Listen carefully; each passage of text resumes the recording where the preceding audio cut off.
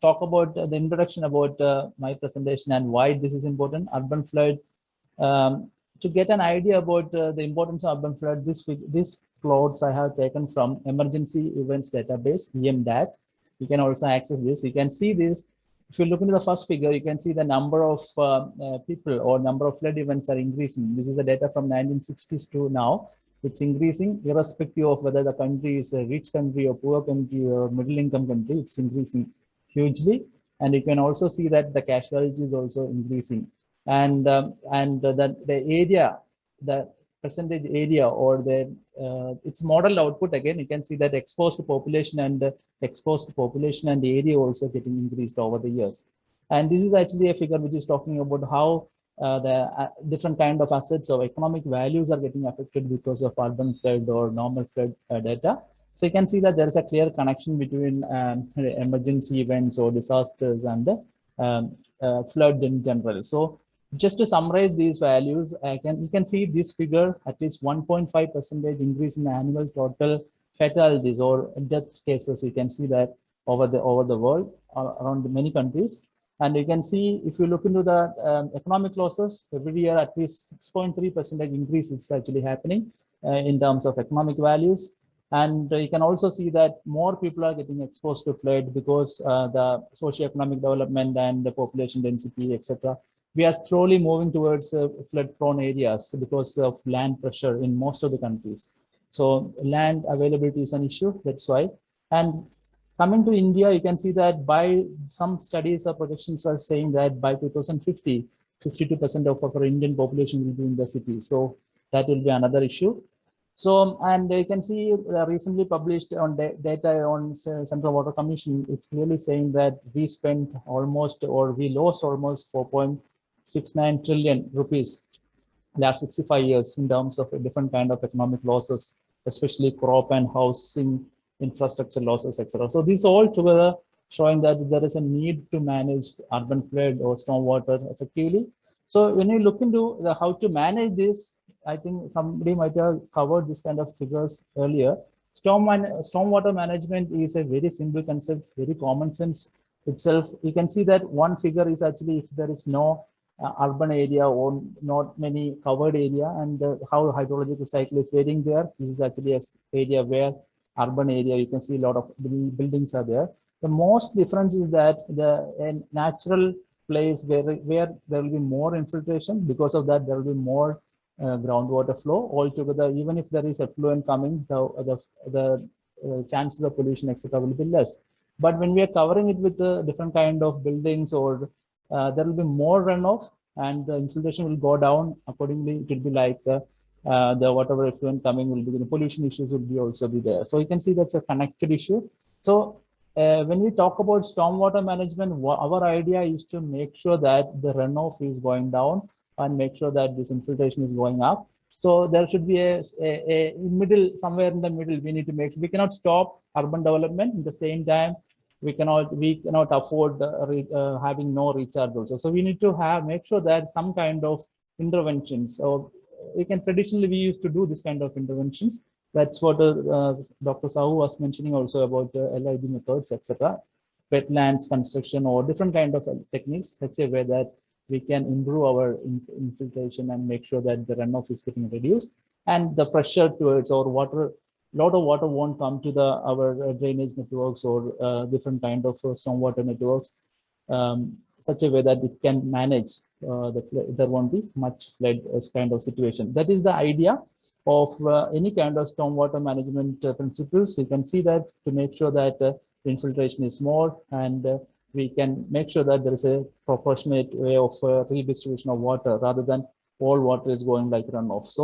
So that is the basic logic in all kinds of stormwater management. So the principles are very simple, widely applied everywhere.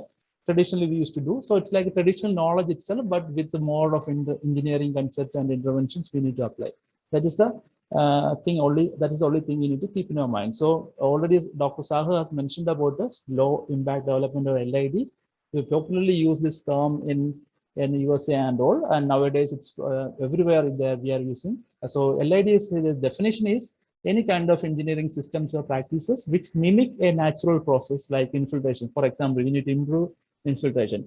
What kind of engineering interventions we can do? We need to improve evapotranspiration such a way that runoff can be reduced. What way we can do that? That kind of systems and practices will altogether would come under LID principles. Nowadays, you heard of because of climate change adaptation, etc. Everyone is talking about green infrastructure, green buildings, etc. So LID is a very basic concept inside that. You can see that you might have heard of different kind of green corridors, natural ecosystems in urban region, etc. This is actually based on LID approaches. This what we are achieving from LID is already I have mentioned in the last slide, but if you look into this figure, you can get an idea about how water redistribution is changing in a undeveloped area and developed area. This is a developed area. You can see in a developed area, always runoff will be more because we are covering with the concrete, tar, etc. So runoff will be more. You can see that at least it's a rough value. It will vary from place to place. Roughly, you can see that 55% will go like the runoff. And the same area, if there is actually no development or if it is not severely developed, you can see 10% only will be the runoff. You can see that 10% runoff to 55 means that is what making all kind of flood situation. So our idea is to stop this extra 35, 40, 45% of that runoff through different kind of interventions. That's what we need to do. It can be done through redistributing water to evaporation or to allowing water infiltrate down. So for that, LID approaches Dr. Sahu has mentioned, but all are inspired by traditional knowledge.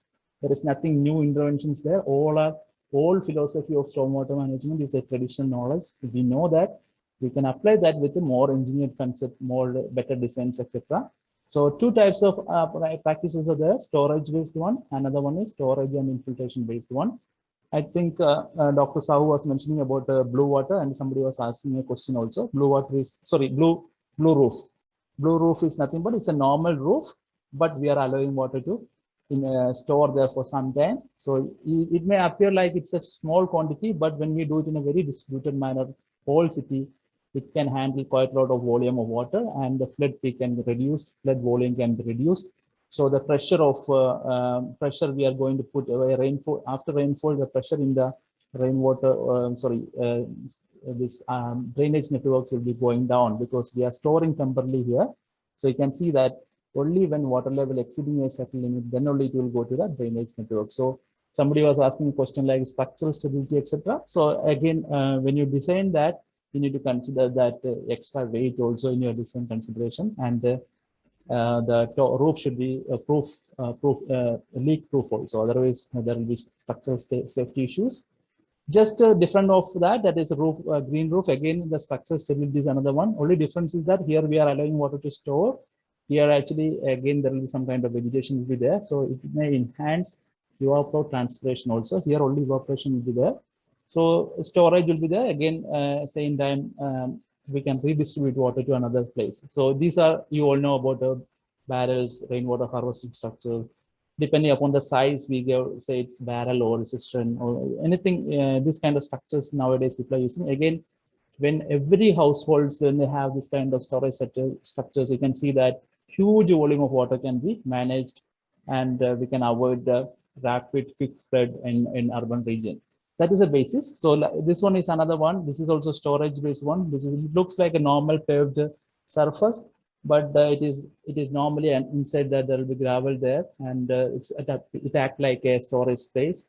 And only when water level exceeds certain limit, then only it will go to the drainage network, which could be like a normal permeable pavement. Some are like with vegetation also.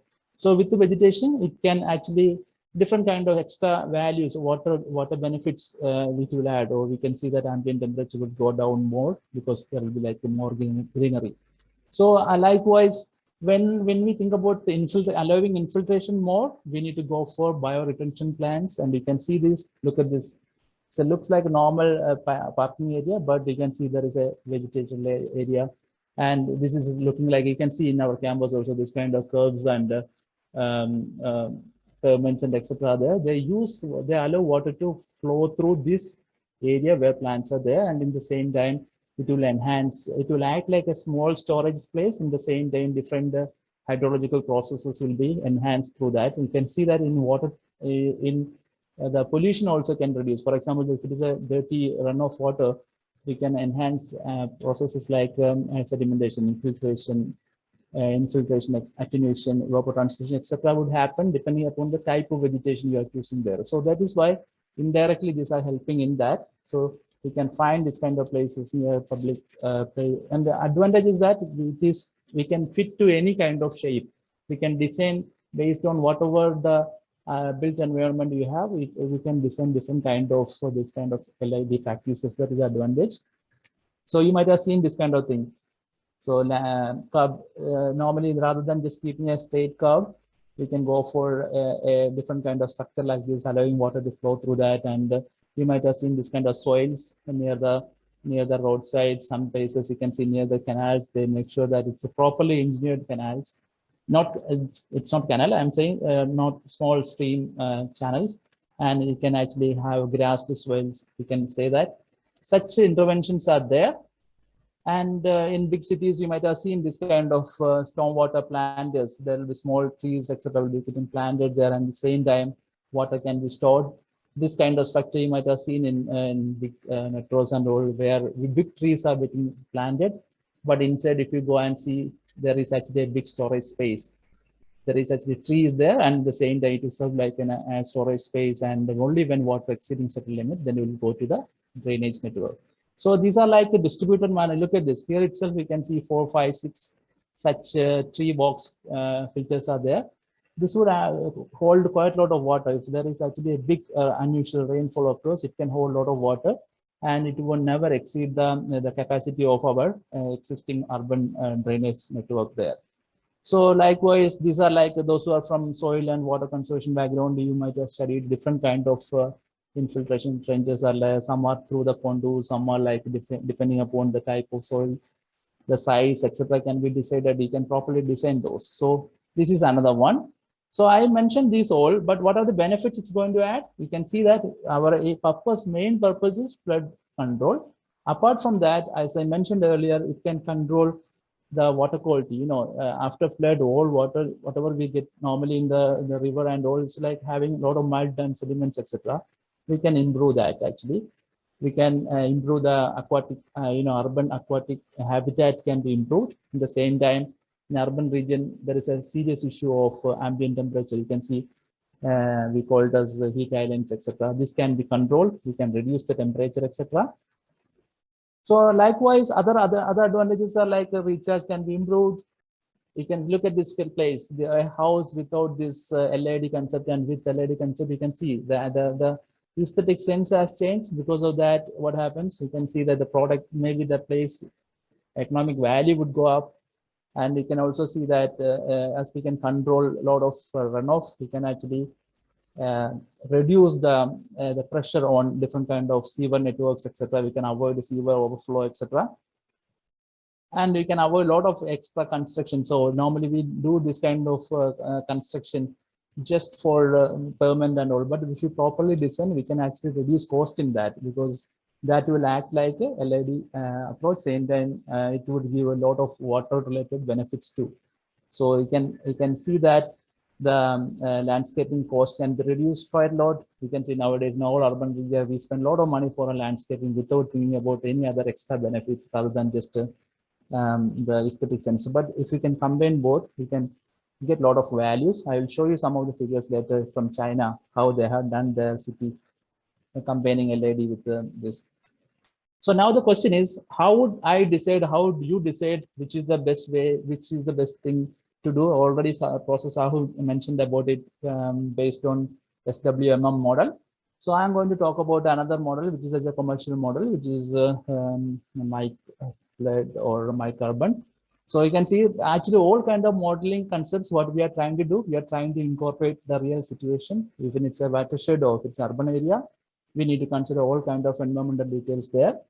So MicUrban, now they are going to, I think MicUrban will be replaced with the MicPlus. So MicPlus is a good, strong software, and it has a stormwater management component. There's a small component, and it has got a LED approach also. So it is much more than that stormwater management model, because it's developed by DHI technologies. It can consider all kind of river networks, and it is much complex than the SWMM model, and it can look into all kind of water distribution networks, or any kind of water storage, drainage systems, sewage collection, and we can combine and separate different kind of sewage systems.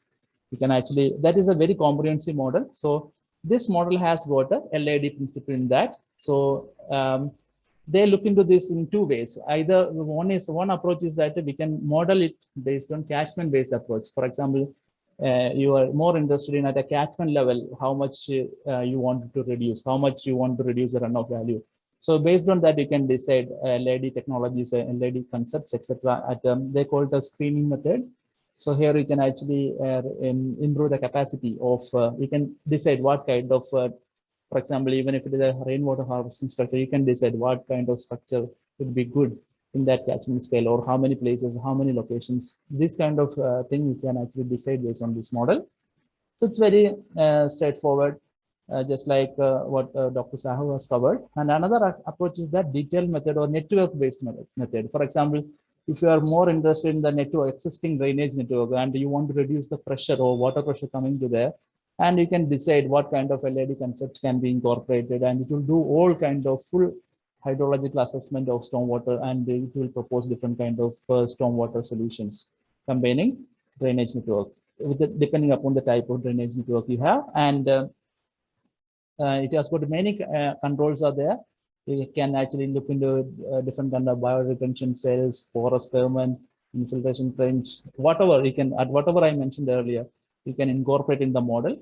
If you look into the model, this is just for you to understand that, for example, bioswales or bioretention cells, it is nothing but this kind of area. But this is actually real physically it will look like this, but when you model it, the conceptualization is like this. The conceptual thing is like this. You can see that there is a gravel filled area, over there is a soil filled area, and there is actually a ponding area. There you have control on the type of vegetation. You can have control the type of storage, how much you want to store, the type of soil, the type of porosity of the soil. We can control the type of gravel, and based on that, we can actually get a lot of engineering decisions we can make within the model itself in this kind of cells. So if we likewise rain garden is nothing but it's near the home. It is actually a place where we can temporarily store water. But only difference between these two, this is conceptual diagram of rain garden in the MyCarbon is like this. You can see that it hasn't got a gravel area. Only that means the storage area is not there, but soil area and that ponding area is there. So you still have a lot of controls. You can decide different engineering decisions you can make based on that. Likewise, green roof. I'm not going to every aspect, but just keep in your mind that it's possible to do that. So likewise, for example, this is a parking area. If you are asked to design some kind of permeable pavement system, actually, you know, every kind of permeable pavement system is like that. There will be a storage area. That means pebble filled storage area. Above that, there will be a pavement, which is actually normally concrete or any kind of other materials. And there will be a ponding area. So that kind of, this is the conceptual diagram within the model. So you have a lot of control on the type of material, the type of the storage space, the ponding, etc. Likewise, if it is a small storage rainwater harvesting structure, also you can decide how many places, which places, what kind of rain barrels you need to place, and depending upon this is the way it considers in the model conceptual diagram. So there will be totally storage. You can see that it has got a storage area only. There is no space for any kind of soil filling or any kind of ponding area. So you can see that this is the way it considers. So this kind of concepts are incorporated in the MyCarbon. It is something similar to what Dr. Sahu mentioned in the SWMM. So these two models are equally good. One is actually free one. This is a commercial software, but this having more strength. Now the question is how people are implementing this kind of thing in real field. So I will show you some of the pictures, what they have done in Australia. This is actually in Australia, LID principles, they call it as WSUD, that is water sensitive urban design. If you search this water sensitive urban design, you can see that their cities they are developing with incorporating this concept in the city development is based on that. If you look at this, you can see There are a lot of developmental activities are happening, but nearby a lot of greenery. So you can find that. And these are the pictures from Brisbane and many Victoria Park, etc. They are how they are. These are they're looking like a normal vegetation, but it's properly engineered. They have clear idea about the measurements, the type of crops, soil types, etc., soil depth, etc. So you can see this. People are implementing it everywhere. In Australia, this is the situation, and in UK, they call it as in a different way. LID concept. They call it as BGC, that is blue green cities. If you search blue green cities in UK, you can see a lot of publications. Same thing. These all structures are like it can actually hold water in the same time. It won't go directly to the drainage network. It can hold water. You can see many interventions like this near the road, so that water will be held for some time, so that the pressure to the system will be less and the urban flood can be controlled. So they call it as blue green cities. In New Zealand, they call it as LID UD. So it's kind of same technique, just like same wordings they use. They can find a lot of publications. So I ask you to search this, you can find interesting publication. In China, they call it the same concept, they call it as sponge city concept, and they implemented it in 2014, and almost all cities they have implemented this to make sure that whatever rainfall occurring there, it is just like the city should act like a sponge. That means water shouldn't go out of the city, it should go inside. I mean, make sure that all water being used or reused, and even if there is some quantity of water is going out of the city to the stream, etc., it should be reasonably good. So for that, they have implemented that successfully, and you can see that LED approach has been, they have modified their existing traditional drainage networks, and they incorporated natural water bodies along with the drainage networks, I mean, skillfully and using engineering concepts. So here you can see some of the pictures, and you can see big towns. Look at these big cities. Near the big, large construction is happening. Near to that, it looks like a normal vegetated land, just like you can see in our cities, but it is properly designed biosoils and artificial wetlands, such a way that the city won't get affected and the water will be held here such that the flood can manage. So you can see this near the roads, etc., how effectively they are using it.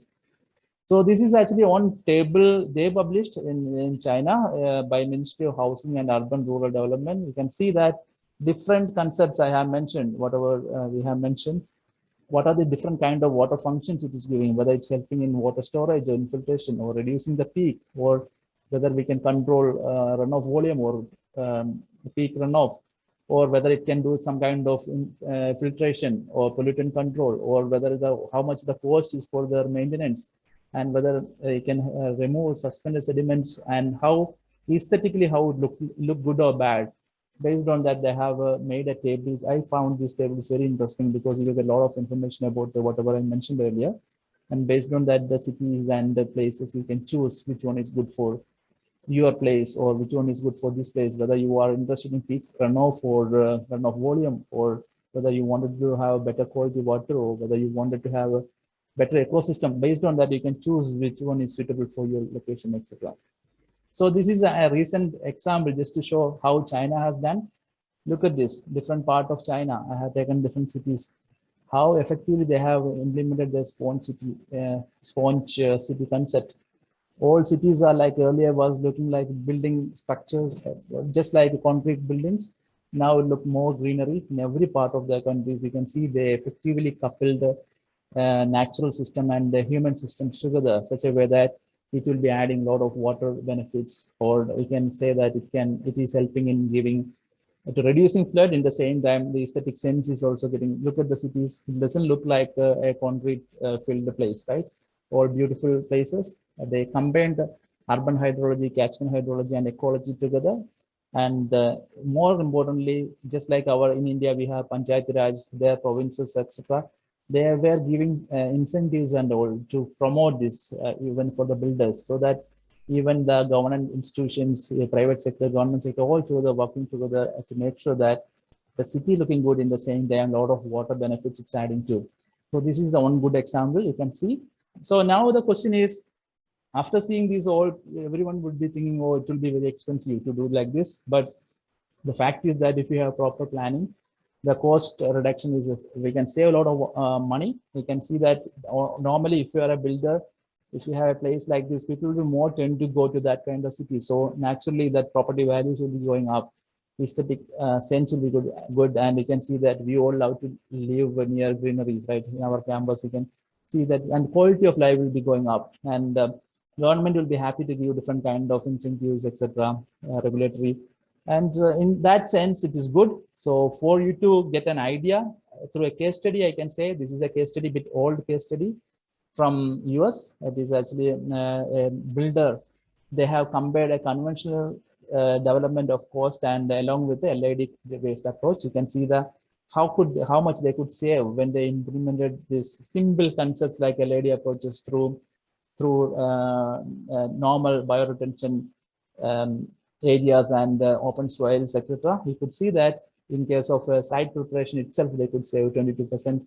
And stormwater management, normally what we normally do, we construct everything for the building, then we spend a lot of money on stormwater management. But if you incorporate the natural and the built environment together, they could save at least 56% there. And the pavement and sidewalks, etc., they could properly design, manage such that they could save 25% there. And only money they spend more is actually for landscaping, because naturally we need to do a bit more planned landscaping. There was money was spent a bit higher there, but you can see that overall benefit is high. When this is a case study happened long back, now it will be more actually. I believe the values we are getting in terms of money will be more. So this is the nutshell of what I wanted to say about stormwater management. Is a very simple thing. It's not something very high-fi engineering. With the basic common sense we could do. But the best thing is low impact development, or whatever we say, it's traditional knowledge we can say. So our idea is to control the peak on the peak runoff and the volume. So different models are available. I feel like my carbon is good or my flood is good. It is effective to deal with that. Good examples are there from all around the world. A recent good example is actually Sponge City concept from China. I suggest you to read more about it, how effectively using natural flood management concepts they are managing flood in urban cities. You can get a lot of good publications in literature. Have a look on that. So this is what I wanted to cover. Any questions? If you have, I'm happy to answer. Thank you.